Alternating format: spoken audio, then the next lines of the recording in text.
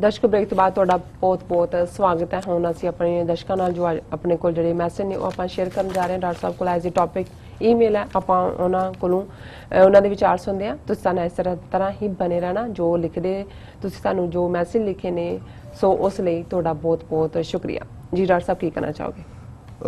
देखो, ये सारे 5 अगस्त तो बाद काफ़ी दिलचस्प डिवेलपमेंट्स जिवें असीं सिखां और कश्मीरियां दी सॉलीडैरिटी यकजदी दी गल कीती है और पहले सैगमेंट्स में पासिंग रैफरेंस गल कीती सी कि पंजाब दे विच चंडीगढ़ पंजाब यूनिवर्सिटी दे विच खब्बे पक्खी धिरां जिहड़ियां ने और स्टूडेंट बॉडीज़ वो भी नाल आके खलोतियां।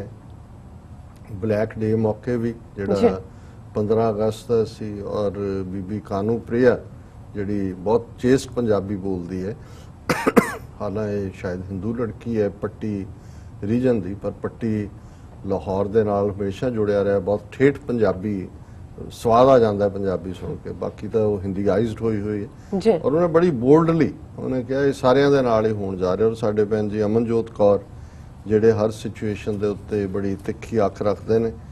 कई बार वो सानू भी गलेल दे नाल मारते हैं सुत्ते नूं जगाउण लई कि भी आह काम तुसीं ठीक नहीं कर रहे या दूसरा, लेकिन असीं उन्हां दी हर गल नूं बड़ी गंभीरता दे नाल लैंदे क्योंकि जदों तुहाडे अंदर ईमानदारी हुंदी है और तुसीं सिचुएशन नूं समझण दी कोशिश, परस्पैक्टिव डिफरेंट हो सकदा है। असीं शायद ज़्यादा जिंदगी दे हुनाल सियाल देखे ने, कई चीज़ां जिहड़ियां शायद 30 साल पहलां असीं भी उस तरह ही रिएक्ट करदे सी। उन्हां मामलिਆਂ 'ਚ कई बार बंदा ये भी कहता है कि जिथे बोलण हारी है तिथे चंगी चुप। कुछ ऐसियां सिचुएशनस भी आ जांदियां ने, तुसीं देख भी रहे हुंदे हो, पर उत्थे तुहानूं ये लगदा हुंदा है कि भी दड़ वट जमाना कट भले दिन आवणगे कि भी गल तां हकीकत यही है, पर उदों दड़ वटनी पैंदी है। सो तुसीं भी भैन जी नाराज़ ना होया करो। उन्होंने जिहड़ी लिखतां 2-3 उन्हां दियां आईयां ने। पंजाब यूनिवर्सिटी स्टूडेंट्स कौंसल और जिहड़ा उहदे SFS उन्हां दी बॉडी है स्टूडेंट्स दी, had supported self determination of Punjab and Kashmir. So कल्ला यही नहीं भी ब्लैक डे ते आके वो खलोते, क्योंकि जिहड़ी बीबी है कानू प्रिया SFS दी लीडर है स्टूडेंट बॉडी दी, उन्होंने सैल्फ डिटर्मिनेशन पंजाब और कश्मीर की सपोर्ट की है। उहदे च उन्होंने भैन जी ने लिखा है Kanu Priya who is first female head of Punjab university students council. So ये उन्होंने had earlier supported protest against arrest of Sikh youth charge for sedition and has now supported August 15 black day protest. She was with Simranjeet Singh Mann and दल Khalsa, even held free Punjab banners and spoke on state repression of Punjab, Kashmir, North East and Adivasis। बहुत चंगी development है कि भी जिथे असी हमेशा ही coat करते हैं, इत्थे भी UN दे इंडियन मिशन बाहर भी मैं कहा सी बेंजामिन फ्रैंकलिन दी एक कोट है कि we must hang together otherwise we will be hang separately. इकट्ठे होने की लोड़ है, नहीं तो कल्ले कल्ले जिहड़ा वो हैंग होंगे। फिर उन्होंने कहा कि भी SFS made it clear that it stands for self-determination of all groups, be it Kashmiris, Nagas, Sikhs, Adivasis, Northeast, etc. ABVP, NSUI, BJP Youth Wing are now abusing, threatening SFS and calling them anti-national. Kanu Priya also got death and rape threats for standing with Dal Khalsa at August 15 Black Day protest. वही जो इन्हां दा standard तरीका है, जे उन्हें बच्ची कोई किते आवाज़ चुकदी है तो उन्होंने यही उन्हों दा जिहड़े भी एक्टिविस्ट ने बीबियां उन्होंने यही कहना तुहानूं मार देंगे, गौरी लंकेश वाला तुहाडा हाल कर देंगे। और फिर उन्होंने कहा कानू प्रिया विद प्रो खालिस्तानी, और फिर थल्ले उन्होंने फेसबुक ते 5-6 लिंक दिते ने कि किवें उन्होंने वो जिहड़ा ट्रोल कर रहे हैं। फिर उन्होंने थल्ले क्या अगेन सारे लिंक ने बहुत सारे। I think Akal Channel's YouTube channel also has our interview on state repression in Punjab and Kashmir during August 15 Black Day protest. You may check YouTube and see required footage। हाँ जी, मैं interview देखिया और असी अपनी technical team ਨੂੰ ਵੀ ਕਿਹਾ ਹੈ ਕਿ ਉਹਨਾਂ ਦੇ ਨਾਲ ਤੁਸੀਂ ਗੱਲਬਾਤ ਦੇ ਲਈ ਦੇਖੋ ਕਿ ਮੌਕਾ ਬਣ ਸਕੇ। Here are Hindu Indian national student pages and BJP pages abusing Kanu Priya for her support to Sikhs and Kashmiris, फिर उन्होंने सारे लिंक ही दिते ने बहुत सारे। और solidarity of Sikhs, Kashmiris and some leftists has blown away brain of RSS BJP's nationalist ecosystem। बहुत खूबसूरत अंग्रेजी होंगे कि उन्होंने ਜਿਹੜੇ ਦਿਮਾਗ ਦੇ ਪਰਛੇ ਉਡਾ ਦਿੱਤੇ ਨੇ ਕਿ ਵੀ ਇਹ ਕਿੱਥੋਂ ਇਕੱਠੇ ਹੋ ਗਏ ਸਿੱਖ ਕਸ਼ਮੀਰੀ ਤੇ ਖੱਬੇ ਪੱਖੀ। ਔਰ ਈਵਨ ਇਹ ਖੱਬੇ ਪੱਖੀ ਜਰਨਲਿਸਟ ਹੈ ਅੱਜ, ਮਤਲਬ ਲੰਬਾ ਵਕਤ ਰਿਹਾ ਇੰਡੀਅਨ ਐਕਸਪ੍ਰੈਸ ਦਾ ਵੀ ਔਰ ਹੁਣ BBC ਲਈ ਜਗਤਾਰ ਸਿੰਘ। ਔਰ ਉਹਨੇ ਲਿਖਿਆ India should be concerned over Sikh and Kashmiri hardliner joining hands rewarding Sukhbir Badal is not the appropriate counter. ਕਿਉਂਕਿ ਉਹ BJP ਦਾ ਜਿਹੜਾ ਪੰਜਾਬ ਦਾ ਪ੍ਰਧਾਨ ਹੈ ਸ਼ਫੀਤ ਮਲਿਕ ਕੀ ਉਹਨੇ ਕਿਹਾ ਜੀ ਅਸੀਂ 2022 ਦੀਆਂ ਚੋਣਾਂ 'ਚ ਜ਼ਿਆਦਾ ਸੀਟਾਂ ਲਵਾਂਗੇ ਅਕਾਲੀਆਂ ਤੋਂ, ਸਾਡੀ ਇੰਨੀ ਭਰਤੀ ਹੋ ਗਈ ਔਰ ਸੁਖਬੀਰ ਬਾਦਲ ਹੀ ਹੋਏਗਾ ਚੀਫ ਮਿਨਿਸਟਰ ਪਰ ਸੀਟਾਂ ਜ਼ਿਆਦਾ ਲਵਾਂਗੇ। तो ਜਗਤਾਰ ਸਿੰਘ ਉਹਨਾਂ ਨੂੰ ਐਡਵਾਈਜ਼ ਕਰ ਰਿਹਾ ਕਿ ਜੀ ਇਹ ਛੱਡੋ, ਇਹ ਦੇਖੋ ਵੀ ਹਾਰਡਲਾਈਨਰ ਔਰ ਦੂਜੇ ਕਿੱਥੇ ਇਕੱਠੇ ਹੋ ਗਏ ਨੇ ਸਿੱਖ ਔਰ ਕਸ਼ਮੀਰੀ।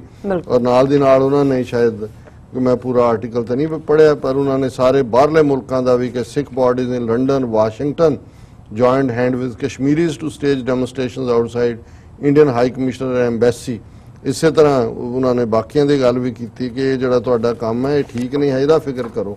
ਔਰ ਭੈਣ ਜੀ ਨੇ ਅਖੀਰ 'ਚ ਕਿਹਾ ਕਿ ਇਹ ਜਿਹੜੀ ਇਹਨਾਂ ਦੀ ਸੋਲੀਡੈਰਿਟੀ ਹੈ ਆਪਸ ਦੇ ਵਿੱਚ ਉਹਨਾਂ ਨੇ ਇਹਨਾਂ ਨੂੰ ਹੱਕੇ ਬੱਕੇ ਕਰ ਦਿੱਤਾ ਹੈ। they are also flabbergasted seeing Sikh protests in India and abroad with Kashmiris or showing solidarity or drawing comparison with repression in Punjab and Kashmir। ਵੀ ਇਹਨਾਂ ਨੂੰ ਲੱਗ ਰਿਹਾ ਵੀ ਇਹ ਕੀ ਹੋ ਗਿਆ ਕਿ ਉਹ ਜੋ ਪੰਜਾਬ 'ਚ ਰਿਪਰੈਸ਼ਨ ਕਿਉਂਕਿ ਪੰਜਾਬ ਮਾਡਲ ਹੀ ਕਸ਼ਮੀਰ 'ਚ ਲਾਗੂ ਕਰ ਰਹੇ ਨੇ ਕਿ ਇਹ ਫਿਰ ਉਹਨਾਂ ਨੇ ਕਿਹਾ even leftists of other states who used to be against Sikhs are shocked at left-leaning SFS in Punjab showing support for Sikhs alongside Kashmiris। ਉਹ ਜਿਨ੍ਹਾਂ ਨੂੰ ਹੁਣ ਐਂਟਾਈ ਸਿੱਖ ਤੇ ਐਂਟਾਈ ਖਾਲਸਾਨ ਰੈਟਰਿਕ ਦੇ ਉੱਤੇ ਪਾਲਿਆ ਹੋਇਆ ਲੈਫਟਿਸਟ ਦੂਜੀਆਂ ਸਟੇਟ ਉਹਨਾਂ ਨੂੰ ਵੀ ਲੱਗ ਰਿਹਾ ਵੀ ਇਹ SFS किथे चली गई।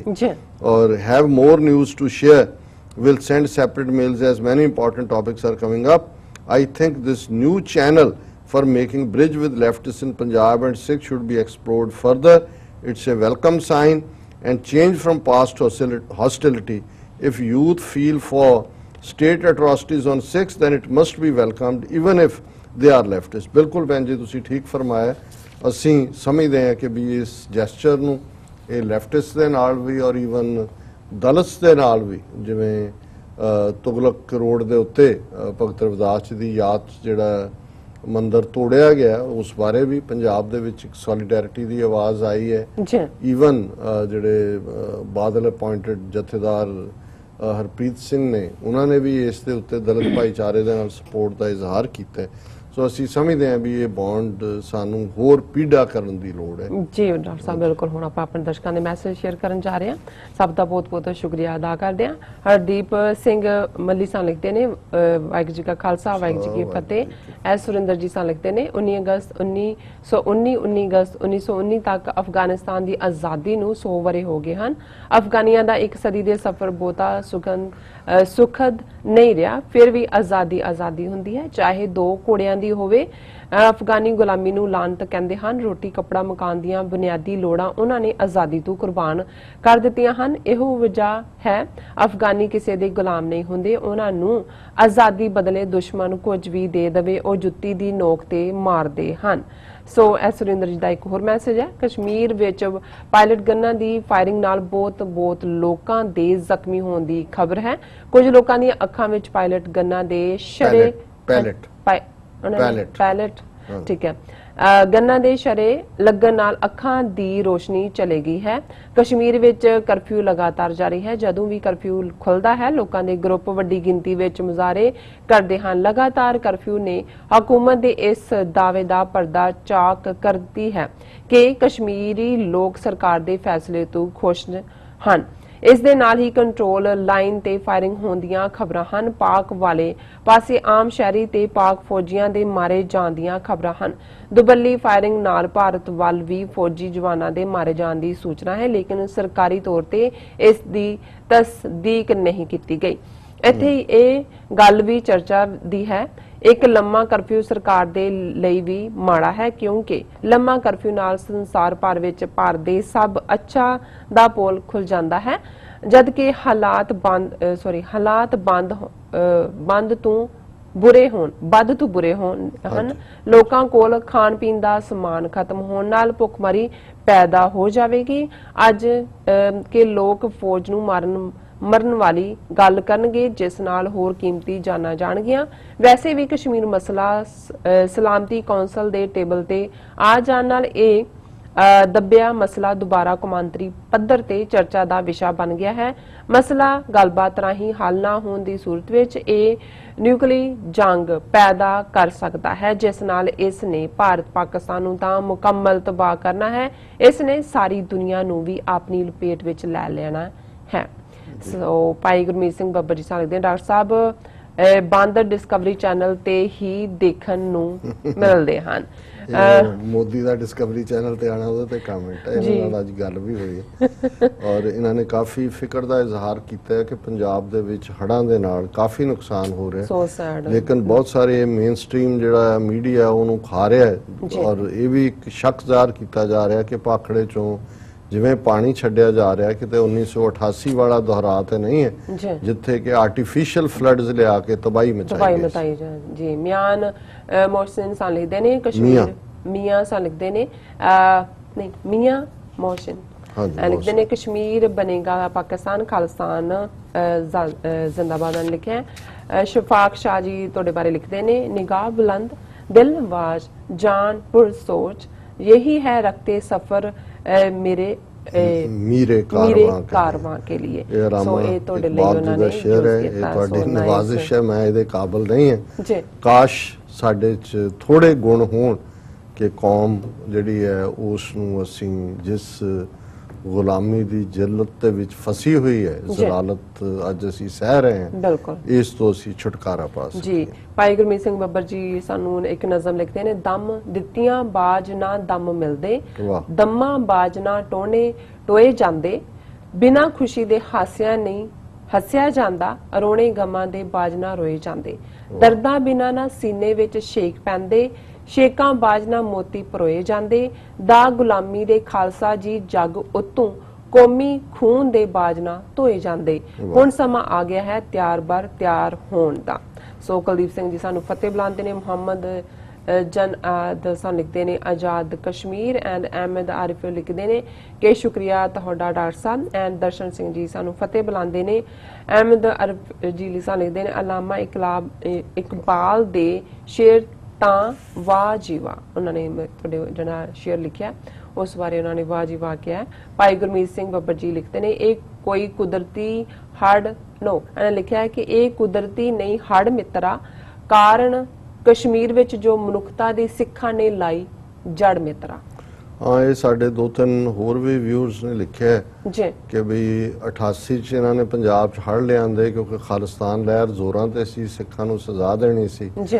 ਹੁਣ ਸਿੱਖ ਕਸ਼ਮੀਰੀਆਂ ਦੇ ਨਾਲ ਖਲੋਤੇ ਨੇ ਨੰਗੇ ਧੜ ਬਿਲਕੁਲ ਔਰ ਇਹ ਹੁਣ ਸਿੱਖਾਂ ਨੂੰ ਸਜ਼ਾ ਦੇਣਾ ਚਾਹੁੰਦੇ ਨੇ ਵੀ ਤੁਸੀਂ ਕਿਉਂ ਖਲੋਤੇ ਹੋ ਜੀ ਔਰ ਇਹ ਸਾਰਾ ਜਿਹੜਾ ਹੈ ਇਸ ਦੇ ਪਿੱਛੇ ਕੋਈ ਸਾਜ਼ਿਸ਼ ਹੈ। ਪਰ ਅਜੇ ਮੈਨੂੰ ਲੱਗਦਾ ਵੀ ਮੀਂਹ ਵੀ ਪੈ ਰਹੇ ਨੇ ਜਿਹੜੀ ਓਵਰਆਲ এনवायरमेंट ਨਾਲ ਵੀ ਗੜਬੜ ਕੀਤੀ ਹੈ ਔਰ ਉੱਥੇ ਸਾਰਾ ਕਰਪਟ ਸਿਸਟਮ ਉਹ ਮੌਕੇ ਦੇ ਉੱਤੇ ਹੀ ਆ ਕੇ ਜਿਹੜਾ ਉਹਨਾਂ ਨੂੰ ਯਾਦ ਆਉਂਦਾ ਵੀ ਕੀ ਹੋ ਰਿਹਾ ਕਿਉਂਕਿ ਪੁਲ ਵੀ ਡਿੱਗ ਰਹੇ ਨੇ ਤੁਸੀਂ ਬੰਨ ਜਿਹੜਾ ਉਸ ਦੇ ਵਿੱਚ ਵੀ ਪਾੜ ਪਿਆ ਕਈ ਜਿਹੜੀਆਂ ਨੇ ਇਮਾਰਤਾਂ ਉਹ ਡਿੱਗੀਆਂ ਹੋਈਆਂ ਨੇ ਔਰ ਤਬਾਹੀ ਰੋਪੜ ਜ਼ਿਲ੍ਹਾ ਖਾਸ ਤੌਰ ਦੇ ਉੱਤੇ ਕਾਫੀ ਜ਼ਿਆਦਾ ਤਬਾਹੀ ਉੱਥੇ ਹੋ ਰਹੀ ਹੈ ਜੀ। ਡਾਕਟਰ ਸਾਹਿਬ ਸੋ ਸੈਡ ਪਰ ਸਮਾਂ ਹੁਣ ਸਾਨੂੰ ਇਜਾਜ਼ਤ ਨਹੀਂ ਦਿੰਦਾ ਕਿ ਅਸੀਂ ਹੋਰ ਮੈਸੇਜ ਲਈਏ ਸੋ ਅਸੀਂ ਮਾਫੀ ਚਾਹੁੰਦੇ ਹਾਂ ਵਿਊਅਰਸ ਤੁਸੀਂ ਨਾਲ ਇਸ ਤਰ੍ਹਾਂ ਬਣੇ ਰਹਿਣਾ ਮਿਲਦੇ ਹਾਂ ਛੋਟੇ ਜਿਹੇ ਬ੍ਰੇਕ ਤੋਂ ਬਾਅਦ।